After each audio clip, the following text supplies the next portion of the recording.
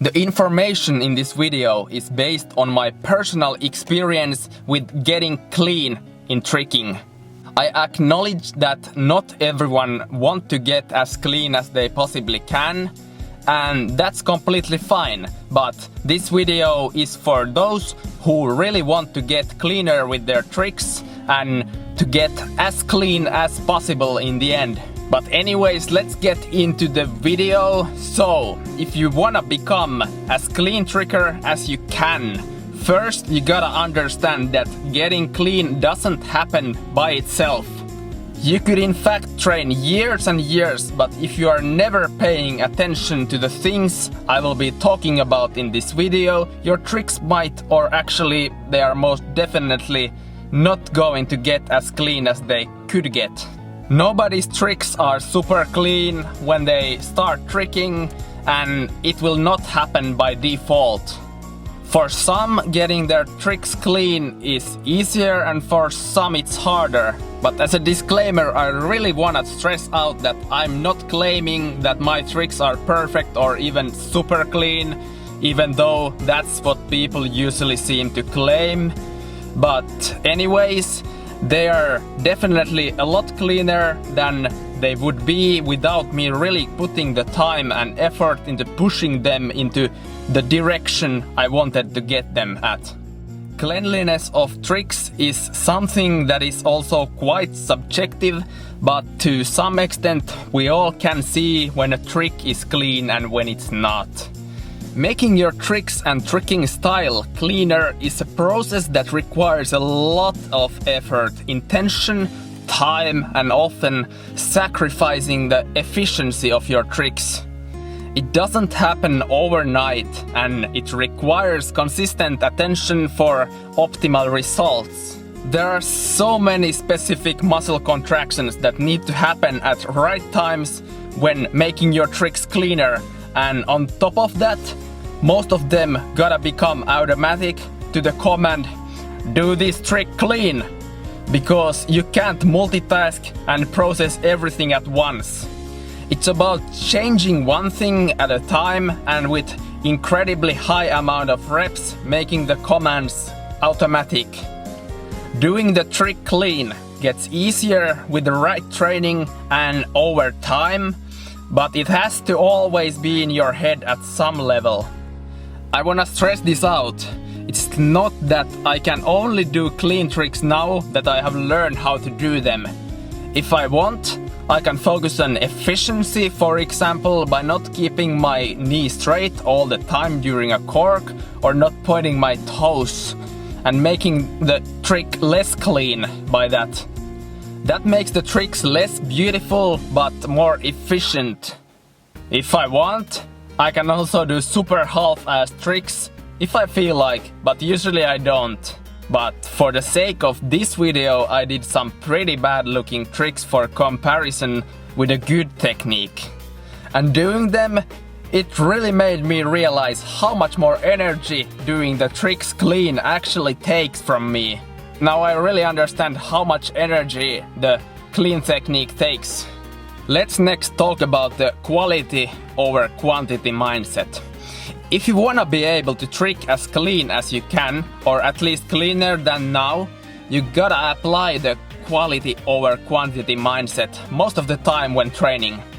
For example, for quite some time now, I have valued a good cart full, very clean cart full with a nice eagle, more than a cart full swing through cork, for example, where both the full and the cork have minimal eagle and are a little bit tucked and not so beautiful. With this mindset, you are not rushing your way from a trick to another, but always progressing through mastering the basic skill first. When you are drilling your trick that you wanna get cleaner at, you always first need to understand what makes the move look clean. What are the factors? That you can do, for example, by studying trickers like me. Okay, well, not me, because I'm not that good, but trickers like Michael Guthrie, or really any particular trickers whose tricks you like. Watch them in slow motion, pause the video, observe, learn. That's the way to go. Also, I wanna stress out the importance of good flexibility and especially good dynamic flexibility. You gotta be flexible enough to reach the positions and dynamic flexible enough to get into the positions during the tricks. Train them both. I have a good video on stretching, so check that out. Then, when you know what you want to change in your tricks, you gotta put a lot of work in by drilling. In fact, the amount of work it takes is more than you would ever imagine. I have no idea how many hours I have put into drilling my cork, only cork, but it's freaking lot.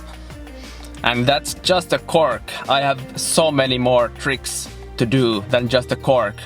So you can only imagine, it takes a lot of time.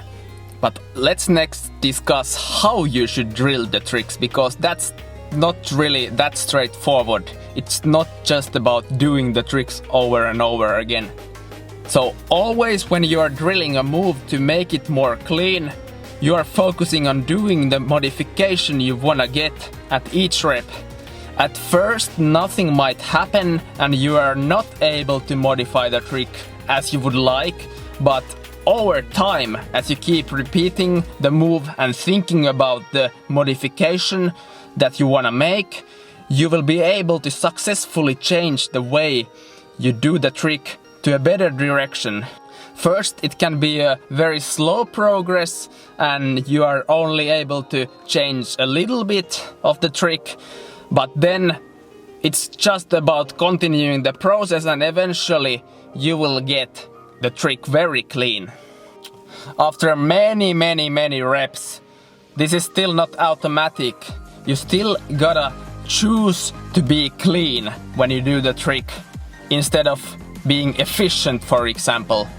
Tricking clean at this point still requires thinking about it, but it's quite different. You can kind of just think that you do the trick clean instead of thinking that you are keeping the leg straight, swinging the arm to the right direction, doing this and this with your hips and etc. Like, you don't need to focus on all those parts. You can just think maybe about one part and then think that I'm gonna do the rest things clean, or think that you are doing the move clean.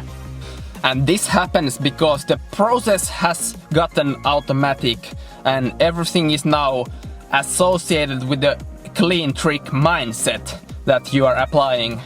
For example, I usually, when I do these clean trick sessions, which is often, but especially this day, I focus on maybe one or two key things, but otherwise I just think, do the move clean. Also, I can't stress enough drilling the prerequisite tricks. For example, if your beat twist looks like this, and you can't lift your leg up properly and it's kind of tucked and everything, the B-kick is your best friend. Do the B-kick, be able to lift your leg at the B-kick. It's a must. I get a ton of people coming at me at Instagram DMs with some kind of problems with their tricks. And usually the problem is just that their prerequisite tricks are way too weak. Other times is that they don't understand what they are doing wrong, or a combination of this and not knowing how to do the prerequisite trick powerfully enough. It's always way more efficient to drill the prerequisite trick in case if it's not good enough than, for example, try harder version and either fail it or barely landing it. But I think these were all my key tips for getting your tricks cleaner and your tricking style cleaner overall. But I also personally want to tell you that I think it's better to not train tricking when you are too sore. And this is because I personally at least just can't do the tricks properly when I'm too sore or too tired, and it really messes up with my technique.